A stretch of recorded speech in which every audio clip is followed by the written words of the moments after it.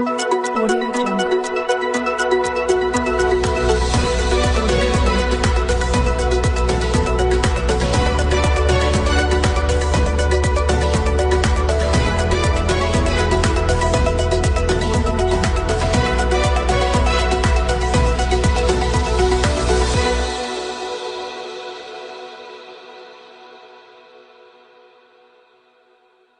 రాజీవ్ గాంధీ విగ్రహానికి పూలమాలలు వేసి నివాళులర్పించిన తెలంగాణ రాష్ట్ర ముఖ్యమంత్రి రేవంత్ రెడ్డి.